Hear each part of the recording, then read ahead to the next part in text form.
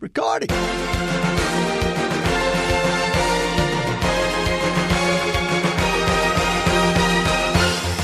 Now, Andy Robb, Ken Prell, the Philly Hockey Guys. See, told you, back in a flash. Before you know it. It's only been 2 months. No, it hasn't. That's it. It's been, whatever. Listen, we got 2 words for you. Hurricane season. Yes. And we'll leave it at that. Yes. We have tried to get back to do this podcast. But boy, hurricanes have kind of put a damper on that a little bit. It's made things a little bit busy for us. Yeah. But like we said before in the last show, so many great Flyers podcasts out there as well. Everyone's doing a great job throughout the offseason. And yeah, and you know what? We're back before the start of the season. yeah, there you go.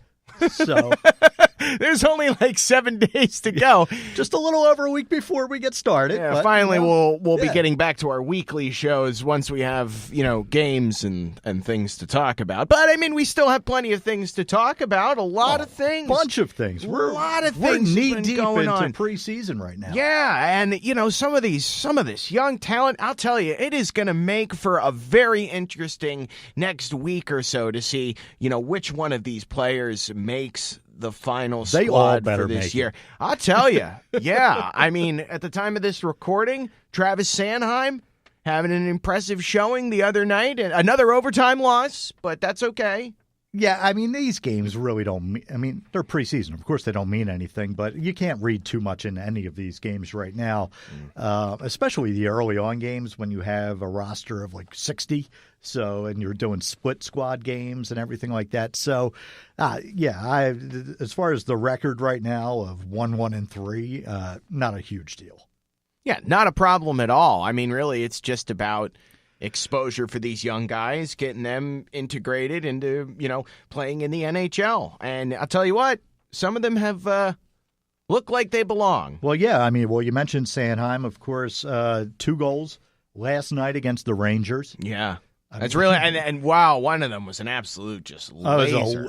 Yes, it was a beauty. And it was a nice setup by Patrick as well on that goal. Yeah, great setup from him. So, yeah.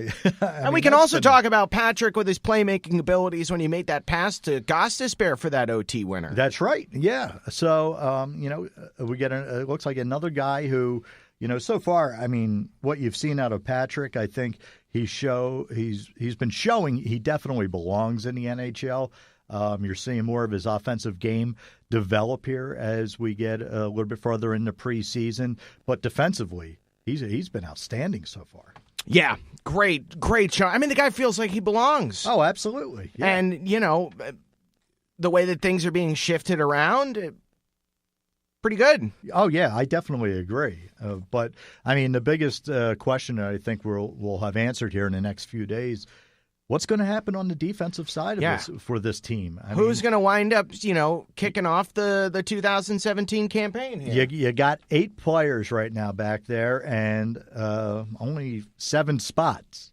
The thought before preseason was that Sanheim would probably be the odd man out, and he's how he could be the odd man out is just I don't know. That was beforehand, but now all Hextall said all along that guys are going to have to earn their spot. Well, I don't know how much more Sanheim can do to earn his spot. So now you're looking at he's such a great skater. Oh, he is. Well, that's it. The amount of skill that he has. Oh yeah. Well, you talked about the slap shot, last night. Complete laser. He has the mobility. He's got the size. Yeah. The ability to read plays, and he gives you something that maybe that Haig and Morin don't give you, and that's a little bit more of an offensive, more of a mobility threat kind of sense. Yeah, like the way Gostisbehere is. Yep. Yeah. So, because when you think of like Morin and Haig, you've got big bodies. Yeah. Can hold things down in their own end, stay at home defensemen, but in terms of mobility and Sanheim gives you something a little bit different. Yeah. And it's a whole new dimension. And that's one of the things that, it's kind of a fabulous problem to have, according to Ron Hextall, saying in a recent interview. He's saying, quote, "We have a tough roster to crack right now, which is good. It's better to have too much than not enough." Oh, absolutely. This is exactly where you want to be and what Hextall has been building these last few years. It looks like everything's starting to, develop, take shape, more so than in years past. All we had to do was trust the process. Now, let's talk about that again with what Hextall is shaping up this team to become. Does this, with what he's doing, does it kind of confirm the theory that we had on a previous podcast with the inclusion and the addition of Dean Lombardi now working under Hextall? Because if you remember, Philadelphia finally gets a Lombardi. If you go... Okay, that was good. Yeah. Okay, that was good. But what we said on a prior episode, follow on YouTube, iTunes, SoundCloud for those of you that still listen to us. We said, could Hextall had been the driving force behind the great cap management, behind all of those kind of small moves that led to those Kings Cups? Well, he built their farm system or helped build their farm system. And now you see kind of the same path being laid out for the Flyers here. Now it's just up to all these guys to come through and deliver. And I don't expect that to be this season, but this is a great first step, I think, what you're seeing. And also, you got to build upon the idea that we were talking about, too. Which prospects are going to make this team coming up in this next year? Because you also got to think about the Phantoms and how, with the amount of talent they have down there, they are priming themselves to make a run for the Calder Cup. Hextall has always said that, he wants that team to be competitive. And they certainly should be this year. They were last year. But when you see, again, guys like Sanheim out there, how can you possibly send him back down? How can you? Yeah. I mean, I think that he's going to be staying, hopefully. I mean... Yeah, well, I mean, let's go to the 8 guys. Yeah. Okay, yeah. So Provorov absolutely makes the team. Well, yeah. Gudas makes the team. Of course. Gostisbehere. Yes. A lock to make the team. Sure. And now this is where it gets interesting. So you pretty much got 3 guarantees, but then you got Hegg, Sanheim, Morin, and then you have Manning and McDonald. Ugh. Yeah, I know everybody's down on McDonald, but he's an NHL defenseman. Right. He's not a top 4, but, again, everybody wants to go back to that contract. I mean, really, there's nothing you can do about that now, but if I'm laying this out, Manning, to me, seems to be the odd man. Wait a minute. You mean that the guy that took out Connor McDavid is the odd man out? The guy that should have been rated a 99 overall in NHL? I know. As crazy as it sounds, out of those 8 guys, yeah, I guess so. Or are you willing to send McDonald down? I mean, if you want a real strong veteran presence, so to speak, if you're really serious about making a run for a Calder. I mean, it didn't. It worked out pretty well with the time that he spent down there. But I don't care about a Calder. Yeah, I know. Because here's the problem: if you go with 3 rookies, Provorov's only going into his 2nd year, and Ghost is going into 3rd.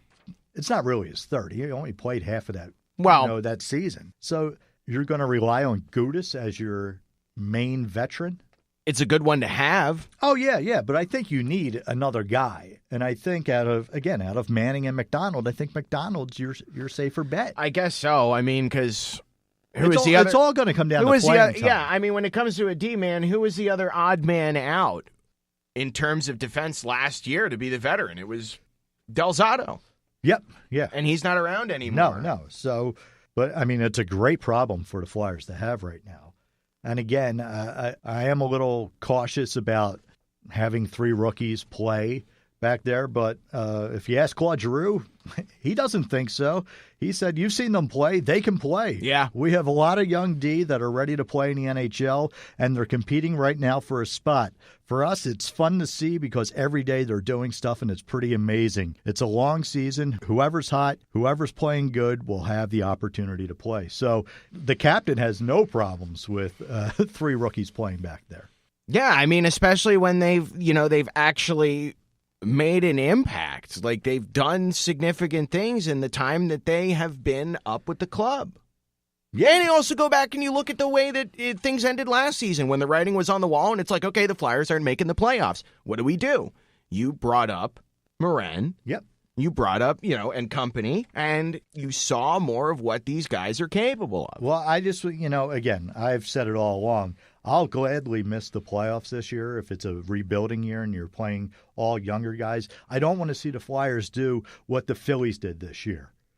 And just played a bunch of veterans and, stumbled their way to the worst record in baseball to the All-Star break. And then afterwards decided to start bringing up some guys. And, how did that work out for the Phillies then bringing up a Williams, a Hoskins, Alfaro? All these guys brought a spark, and the Phillies are one of the, playing 500 baseball since the All-Star break and one of the best offensive teams in baseball right now. Yeah, that Hoskins is something special. So just imagine if the Phillies would have went with that approach and just went with the young guys from the beginning of the season. They wouldn't have been a playoff team, but it would have been a lot more fun to watch like the Phillies have been the last month. And I think that's what the Flyers are going to be this year. Maybe not a playoff team, but a whole hell of a lot of fun to watch. Yeah, I would have to agree. I think that this is going to be more of an interesting season than last year just because there's so many more factors that are coming into play. There's so many different storylines, if you will, to watch, to keep an eye on. And, the big thing is these young guys. And that's just defense that we're talking about. We haven't even touched offense. We haven't even touched potential forwards that might make the team, like your Lindbloms. Yeah, well, that's it. He's looked great so far. I like the way he's looked. Yeah. Like I said earlier, Patrick, I like the plays that he's been setting up. The biggest thing with the Flyers offense is going to be that top line. Some interesting things happening with that top line. We kind of got a sneak peek of it last night in New York with Giroux being moved to the wing. And I'm sorry, but you have to go back because that was something that I suggested. We talked about on that a podcast right after a the while season. ago. Yep, after the season. So now, you saw last night you had Couturier centering Giroux and Voracek. If it creates a spark, I say do it. That's why, my opinion still about moving G to the wing has not changed since I first suggested it, since this show first suggested it. No, it's not a bad thing to try. Again, especially what's the worst that can happen? Especially if you're in this kind of rebuilding season with a bunch of young guys, why not throw them out there? And maybe this opens up Couturier to be that offensive guy that we've heard about since he came into the league. Considering how much he's been juggled from position to position, line to line, not really fully able to find the right niche for himself. Yeah, so, there's no excuses then. If you're playing him with Giroux and Voracek, and there's no excuses for Giroux and Voracek not to have a good season. Last night, the line didn't score, but they had 15 shots, 6 on goal, and they were, buzzing around the net for the last 2 periods. So I think Giroux hit the post at one point last night. So they were generating some scoring chances and opportunities. Hackstall even said, I thought each period they created good scoring chances, and it comes down to just a little bit of timing and completing a couple of those plays, which is expected that the timing could be a little bit off. First time they've played together. And the only concern that I've seen out there from a lot of Flyer fans is that teaming up 3 guys who are all pass first players. Kind of like setup men. Yeah, they're all setup men. There's no finisher on that line. And that's where, one of those guys or 2 of those guys got to change the way they play a little bit and be a little bit selfish and take those shots. Yeah, I agree. Yeah, you just got to shoot, and, that's going to develop over time. But, yeah, so far, hey, not the end of the world. I think that line was, good enough. Yeah, no, it was interesting to see, and I like, this is what the preseason's for, to take some chances, to see how things work out. And, again, hopefully it moves into the season like that, because I'd like to see how it works out. I'd agree. It's going to be, you're starting the season off a little bit more difficult. Another road swing. 4 West games Coast. to start off the season. The Eagles had to start their first 2 on the road. Yep. What is it? Sixers are on the road to start. Philadelphia never gets we never get the home games. We never get to really start off the season at home. So it's a little disappointing. Someday. Maybe. Our time will come. Yeah. You never know. But again, to have to go to the West Coast to start off is that's rough. Could take a little steam out of the stride, but we'll find out more. Yeah. Very, very soon. Yeah. No, absolutely. I know I've mentioned him a couple times already, but Patrick, what are your impressions so far? You like him? You like him on that second line? Yeah, With, big body. I mean, yeah. he can move the puck. He can make plays happen.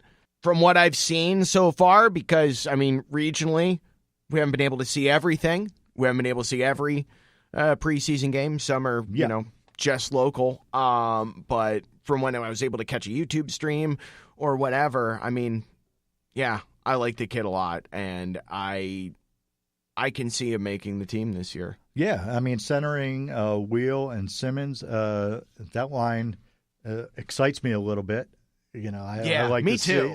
see. Me too. And I'm I glad mean, we're that- both huge fans of Simmons and the toughness that he shows and the willingness to get, kind of down and dirty. And I think that's the perfect guy to put on a line with your star rookie center. anyone paired up with Wayne Simmons is always a good thing. But a guy coming into the league, Sure. Yeah. I mean, Yeah. you know how tough Simmons is. Right. So you want to protect, Patrick a little bit. Yeah. Again, I think that's the perfect line to start the season, at least. I would agree. I would love to see that, start buzzing and generate some chances by the start of the season. But, we're getting closer and closer to that start of the season as they just made, another round of cuts and so forth. There's only, one or two preseason games left, or again, with the Rangers tonight at home. Puck drops at 7, and then I think tomorrow night they got the Bruins on the road. So, and then, we probably will have our team in place by Friday. It seems like it. Yeah. I mean, it's exciting. I feel like I don't feel like we're going to be due for many surprises where you're going to be like, wait, what? Why didn't this guy make the team? No, I think it's only going to be, on defense. There's just those few that you- There's a few spots that, that could end up surprising us. But I think if anything starts to go a little sideways, if they do send one of the young guys down, I don't think it'll be that long into the season before whoever that player is back up. Right. I would be compelled to agree about that, and we'll just have to remain patient. Yeah. Well, speaking of patience, I'm kind of running out of a little bit of it with, and again, I know it's only preseason, but the power play right now, 0 for its last 14 in the last 2 games. I mean, that's a little rough. I know that they just started practicing it the other day, doing a little bit more and seeing which guys will fit where on which unit, but 0 for 14. I mean, 0 for 9 last night? There were a lot of penalties being handed out left and right in a lot of those games. Well, it with seems. the rule change of the slashing, calling that more tightly, what game? Whatever game it was last week, I forget which one it was that I was watching. I mean, I watched the first period. It was almost unwatchable because there was a whistle. Islanders. Yeah, the Islanders game game. against the Yeah, Islanders. There was a whistle almost every 30 seconds, and somebody was heading off to the box. So I understand they're trying to protect players and protect from the slashes and everything, but I hope they don't call it that tightly during the regular season because that'll make the games unwatchable. Well, I won't say it's going to be unwatchable, but it certainly is going to make it a little more aggravating. Well, I mean, if you're blowing the to say the whistle least. every 30 seconds on somebody, these games are going to be 4 or 5 hours long. Yeah. So you can't have that. No. So Yeah, that's what I mean. I mean, again, I'm all for player safety, but you can't call every ticky-tack slash because it happens almost on every play. Yeah. But hopefully the power play gets going. New coach heading up the power play. Yeah, let's talk about that. Of course, Chris Knoblaw, we all know who he was a coach for in juniors. Connor McDavid. From the Erie Otters. He spent the last 5 seasons as head coach of the Great Erie record. Otters. Tremendous record. 4 consecutive 50-win seasons. Yeah, led them to the 2017 OHL championship. The thing that excites me about him is how his teams have finished on the power play. During his first 2 seasons as the head coach, they led the OHL in power play, and then the last 2 seasons they were second in the league. if there's a guy out there who can, fix this power play and get things going in the right direction, like they were early last season, Yeah. I think it's him. I would say he's probably one of the best candidates to take on a task like that. Yep. So yeah, I mean, there's absolutely no need whatsoever to hit the panic button at this point. And a very coveted young coach out there, and another nice job by Hextall being able to bring him in. I don't know how long he'll be with the Flyers, or maybe if they get off to a slow start, maybe the next coach of the Flyers. Yeah, I'm not even going to comment on that. Oh, I missed that. I just wanted to set you up to play that. I don't buy that. I mean, if you're going to set me up to play other things, can we talk about real quick, if we're talking about preseason action, why don't we talk about somebody that had a multi-point game? Who's that?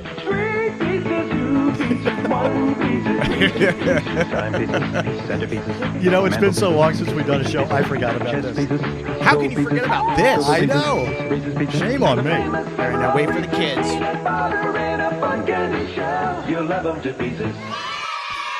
Welcome to Weese's Pieces, another fun edition. Now, normally we weren't going to do this, but I was like, guy had a multi-point game In the preseason, we have to celebrate. Yeah, I mean, I heard they're gonna put his number up in the rafters. No, but could this be a season where we see more of a offensive resurgence from Dale Weiss?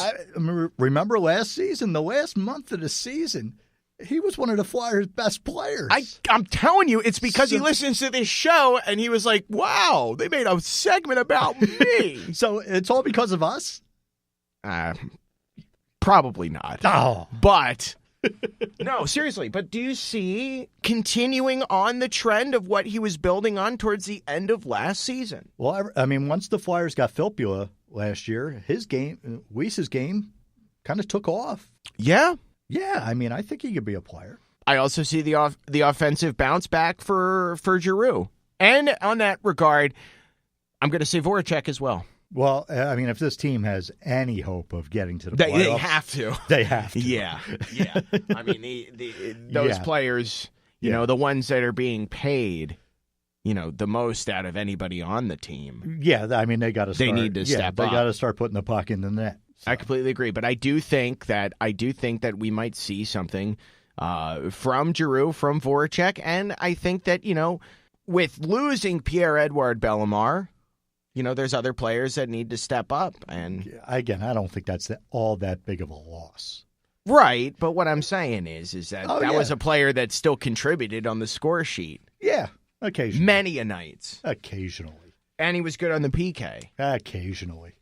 So we'll see what happens with Weiss's Pieces. So we hope we'll continue that coming up. But yeah, no, I mean, all jokes aside, it was nice to see that he's continuing with that. Yeah. Hopefully it does continue into the regular season.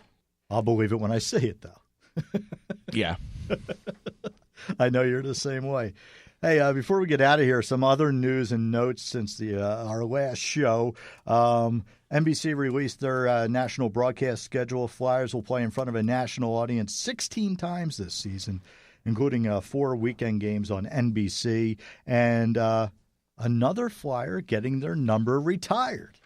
Ah, yes, Vinny Lecavalier. Yes, very excited about that. Actually, that is actually happening in Tampa. In Tampa, yes. They're retiring number 4. But no, for the Flyers, 88 going up in the rafters.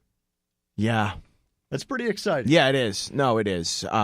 He's only the 6th player to have his number retired. Would have liked to see a Stanley Cup banner. But that's coming. Yeah. We'll have several of them up there. Probably 10, I would say, in the next 15 years.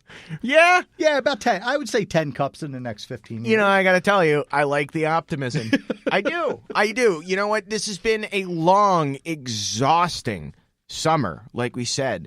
Anyone that's actually met us before know that what we do in radio, and boy, I mean, hurricane season, and that's another thing.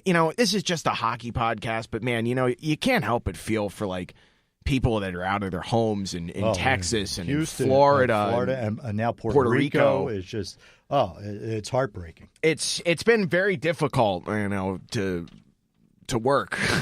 Yeah. Lots of bad conditions. And if anyone's listening and you have friends and family, in and around any of those affected areas with those hurricanes, our thoughts are with yeah, you. absolutely. Yep. We are thinking of you because it certainly was a lot. And going off topic real quick from hockey, out of all the time that we've worked with weather, I've never seen something like that where you have not one, not two, but three major Category 4, sometimes 5 hurricanes. And like unprecedented. You said, and there was no break. It was just one after another after another.